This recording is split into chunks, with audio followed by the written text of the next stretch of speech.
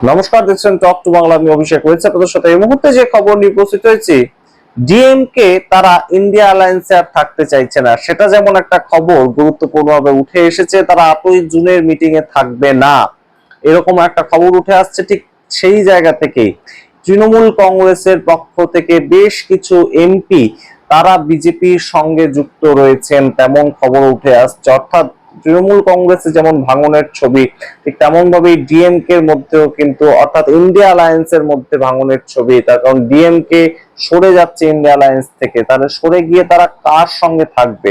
তারা কি সম্পূর্ণ ইন্ডিপেন্ডেন্ট থাকবে, নাকি কোথাও গিয়ে তাদের সঙ্গে একটা যোগসূত্র স্থাপিত হয়েছে ভারতীয় জনতা পার্টি?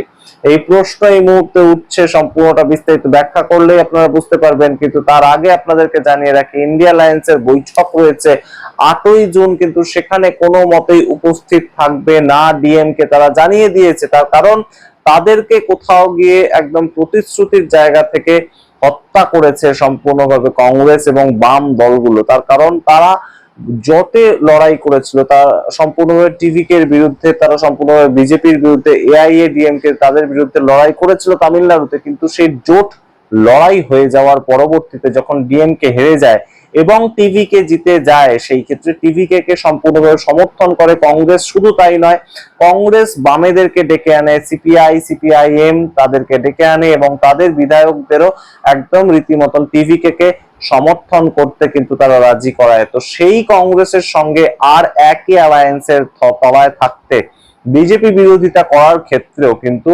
তারা রাজি নয়। এবং অবশ্যই এটা মানুষের কিংবা একদম সরাসরি যে কোনো পলিটিক্যাল পার্টির কিন্তু একটা স্ট্যান্ড পয়েন্ট, যে তারা বৃহত্তর স্বার্থ ভাবার আগে ক্ষুদ্রতর স্বার্থের কথাই ভাবে। এবং তারা যখন দেখছে তাদের অস্তিত্ব সংকট হচ্ছে, তখন কি আর এই মুহূর্তে বিজেপি বিরোধিতা তাদের সামনে মূলত একটা লক্ষ্য হয়ে থাকা যায়? সেই জায়গাটাই কিন্তু একটা প্রশ্ন চিহ্ন উঠছে, এবং সেই প্রশ্ন চিহ্নের একটা বড় সড়ো প্রভাব কিন্তু ফেস করতে হবে ইন্ডিয়া অ্যালায়েন্সকে। এবং অবশ্যই ইন্ডিয়া অ্যালায়েন্সের সেই সংখ্যাগুলো কিন্তু বদলে যাবে। তার কারণ এতদিন ধরে যে কোনো ইস্যুতে, সেটা ওয়াকফ অ্যামেন্ডমেন্ট বিল হতে পারে, ভোট চুরির প্রসঙ্গ হতে পারে, কিংবা একদম সরাসরি ট্রেড ডিল হতে পারে, যে কোনো ইস্যুতে লোকসভাতে চোখ বুজে রাহুল গান্ধীকে সাপোর্ট করেছিলেন কিন্তু ডিএমকে দলের সাংসদরা। কিন্তু এখন তারা সেই পথে হাঁটবেন না। অন্যদিকে তৃণমূল কংগ্রেস, তাদের মধ্যেও কিন্তু ভাঙনের ছবি। তাদের মধ্যে 13 জন সাংসদ, তারাও কিন্তু এই মুহূর্তে ইন্ডিয়া অ্যালায়েন্স থেকে সরে আসতে পারেন। সম্পূর্ণটা বিস্তারিত বলবো, তার আগে অবশ্যই টক টু বাংলা ইউটিউব চ্যানেলকে সাবস্ক্রাইব করুন, এই ভিডিও দেখুন শেষ অবধি স্কিপ না করে। আপনাদের জানাই, এই মুহূর্তে তৃণমূল কংগ্রেসের 13 জনেরও বেশি সাংসদ তারা কিন্তু সরাসরি প্রত্যক্ষভাবে বিজেপির সঙ্গে যুক্ত রয়েছেন, তেমন খবর উঠে আসছে। চিফ হুইপ যিনি রয়েছেন একদম লোকসভাতে, কল্যাণ বন্দ্যোপাধ্যায়, যাকে আমরা দেখি প্রচন্ড ভোকাল হয়ে থাকেন তিনি বিভিন্ন সময় লোকসভার অন্দরে, তিনিও কিন্তু সম্পূর্ণ বলছেন যে আমার সমস্ত হিসেব গুলিয়ে যাচ্ছে। তার কারণ তৃণমূল কংগ্রেস এই মুহূর্তে যেভাবে চলছে, একদম দিশাহীন পদ্ধতিতে এত দিনের একটা পার্টি সেটা চলছে, সেটা অবশ্যই এই মুহূর্তে কিন্তু বেশ খানিকটা ধাক্কা লাগারই জায়গা। 28 বছরের তৃণমূল কংগ্রেস তারা একদম ভেঙে চুরমার হয়ে গিয়েছে। পশ্চিমবঙ্গ বিধানসভায় আমরা দেখতে পেয়েছি যে তৃণমূল কংগ্রেস একদম সরাসরি ঋতুব্রত বন্দ্যোপাধ্যায়, সন্দীপন সাহাকে বহিষ্কার করলো। তারা তৃণমূল কংগ্রেসটাকে ভেঙে নিয়ে পরিষদীয় দল 60 জনকে নিয়ে বেরিয়ে চলে গেল, এবং সেই পথেই কি এবার হাঁটছে লোকসভায় তৃণমূল কংগ্রেসের যে 29 জন এমপি রয়েছেন, তার মধ্যে 13 জন। তেমনই কিন্তু খবর উঠে আসছে, এবং যার মধ্যে মূলত যে নামগুলো উঠে আসছে একদম তারকা, একদম তারকা যাদের বলতেই আপনারা চেনেন।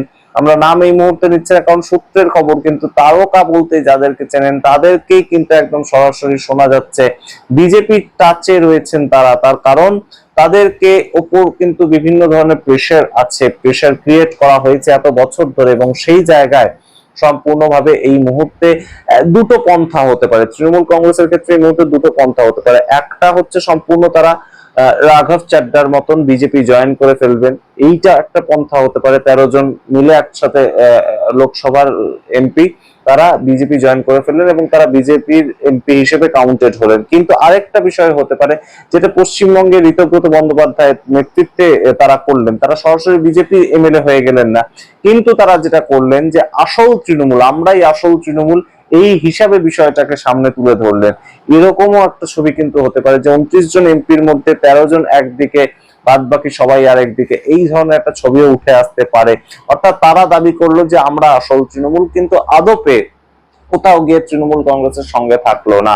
এই ছবিগুলো যদি ধরা পড়ে, ঠিক যেমন ভাবে কাকলি ঘোষ দস্তিদার, তিনি ইতিমধ্যেই একদম রিভোল্ট করেছেন, তিনি সরাসরি প্রতিবাদ জানিয়েছেন তৃণমূলের বিরুদ্ধে, সমস্ত পদ থেকে ইস্তফা দিয়েছেন। তাই তার যে একদম সরাসরি সরে আসার প্রেক্ষিতটা, সেটাও কিন্তু অবশ্যই একটা গুরুত্বপূর্ণ জায়গায় দাঁড়িয়ে আছে। এবং কাকলি ঘোষ দস্তিদারের হাত ধরেই নতুন ভাবে কিন্তু তৃণমূল কংগ্রেস একদম দ্বিধা বিভক্ত হয়ে যেতে পারে এবং সম্পূর্ণ দুভাগে ভাগ হয়ে যেতে পারে লোকসভার অন্দরে। এবং কাকলি ঘোষ দস্তিদার লোকসভায় পরিষদীয় যে দল আছে, সেই ক্ষেত্রে কি নতুন ঋতব্রত বন্দ্যোপাধ্যায় হতে চলেছেন?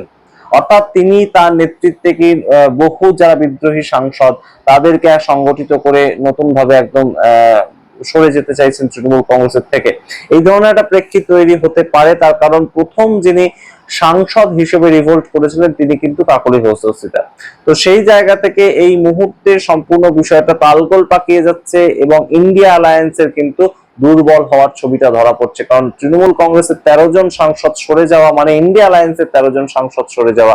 249 থেকে সংখ্যাটা এসে দাঁড়িয়েছে 2 বছরের মধ্যে আম আদমি পার্টি সরে যাওয়ার পরবর্তীতে 234। এখন যদি আরো 13 জন সরে যায় তাহলে কিন্তু সংখ্যাটা এসে দাঁড়াবে 221। এবং শুধু সেখানেই থামছে না, কারণ ডিএমকে, আপনাদের যেমন বললাম, ডিএমকে বেজায় চটে গিয়েছে টিভিকে এর সঙ্গে। কেন কংগ্রেস কিংবা সিপিআই সিপিআইএম তারা একত্রিত হয়ে সরকার চালাচ্ছে?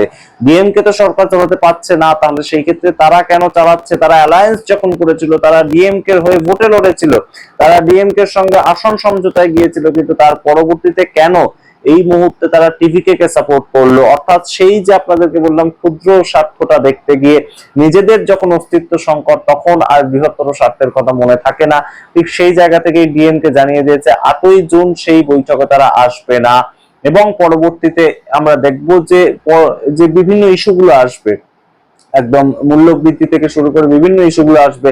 সামনেই মনসুন সেশন, সেখানে ডিএমকে ঠিক ফর্মটা কি? ডিএমকে একদম কংগ্রেসের পাশেই বসতো, ডিএমকে সংসদের মধ্যে কংগ্রেসের ঠিক পাশেই বসতো। তো সেখানে তারা কোথায় বসছে সেটা আমরা দেখব। এবং এই যে বিভিন্ন ঘটনাগুলো ঘটছে, এই বিভিন্ন ঘটনাগুলোর জন্য কিন্তু একটাই জায়গা দাঁড়িয়ে আছে, এবং সেই জায়গাটা কিন্তু বিজেপির কিন্তু সমস্ত দিক থেকেই লাভ। ডিএমকে, তৃণমূল কংগ্রেস যেই ইন্ডিয়া অ্যালায়েন্স ছেড়ে চলে যাক না কেন, বিরোধীরা যত দুর্বল হবে বিজেপি তত লাভবান হবে, কিংবা শাসক দল তত লাভবান হবে। সেই জায়গাটা কিন্তু তৈরি হচ্ছে। এবং অচিরেই কিন্তু আমরা দেখতে পারি যে ওয়ান নেশন ওয়ান ইলেকশন, সেই যে বিলটা, কিংবা ডিলিমিটেশনের যে বিলটা, অর্থাৎ এই যে 543টা লোকসভা সিট সেটাকে বৃদ্ধি করে 800-র বেশি করা, সেই যে একটা নরেন্দ্র মোদীজির প্রজেক্ট, সেটা কিন্তু আবারও সংগঠিত হতে পারে। এবং সেটা যদি এই বিলটা এবার আসে, তাহলে কি বিরোধীরা একটা হয়ে ভোটটা দিতে পারবেন? তাদের কি সেই মেজাজটা থাকবে? অন্যদিকে আপনাদের আরো একটা খবর জানিয়ে রাখি যে অনেক চেষ্টা করেছিলেন মমতা বন্দ্যোপাধ্যায় একদম অর্থাৎ আম আদমি পার্টি, তাদের সঙ্গে যুক্ত হয়ে একদম ইন্ডিয়া অ্যালায়েন্সে তাদেরকে নিয়ে আসতে। আপনারা জানেন 2024 সালের পরেই প্রথম যে পার্টিটা বেরিয়ে গিয়েছিল সেটা আম আদমি পার্টি। কিন্তু সঞ্জয় সিং যদিও বিভিন্ন সময় আম আদমি পার্টির সঙ্গে একদম থেকেও তিনি ইন্ডিয়া অ্যালায়েন্সের বিভিন্ন আন্দোলনে যুক্ত হয়েছেন, কিন্তু আম আদমি পার্টি সরাসরি ইন্ডিয়া অ্যালায়েন্সের বৈঠকে আসবে না, তারা জানিয়ে দিয়েছে। কারণ সামনের বছর সেই তাদের ক্ষুদ্রতর স্বার্থ একদম সরাসরি কনফ্রন্টেশনে যেতে হবে কংগ্রেসের সঙ্গে। পাঞ্জাবের ভোট রয়েছে 2027-এ, তাই তারা সেখানে কোনোভাবেই কম্প্রোমাইজ করতে চায় না। তো সেই জায়গা থেকে তারা কোনোভাবেই ভোটে লড়বে না, এই জায়গাটা তো হতে পারে না। তাই তারা মিটিং এ আসবে না, ইন্ডিয়া অ্যালায়েন্সের মিটিং এ। অর্থাৎ তিনটে পার্টির মধ্যে কিন্তু বড়সড় ভাঙনের ছবি, এবং সেই তিনটে পার্টির যে সাপোর্ট, সেটা শেষ পর্যন্ত ইন্ডিয়া অ্যালায়েন্স পারবে কিনা নিতে আমরা জানি না। বিভিন্ন ইস্যুর ক্ষেত্রে আরো দুর্বল হবে ইন্ডিয়া অ্যালায়েন্স, সেটাই কি এই ধরনের একটা ইঙ্গিত করছে বর্তমানে। তবে ডিএমকে আসছে না ইন্ডিয়া অ্যালায়েন্সের মধ্যে, এটা কিন্তু এই মুহূর্তে প্রায় একটা স্পষ্ট খবর। এবং তা যদি হয়, তাহলে ডিএমকে যতজন সাংসদ ছিল তারা কিন্তু বেশ খানিকটা এই মুহূর্তে চাপই তৈরি করবে ইন্ডিয়া অ্যালায়েন্স কিংবা রাহুল গান্ধী, দেশের বিরোধী দল নেতা, তার উপরেও।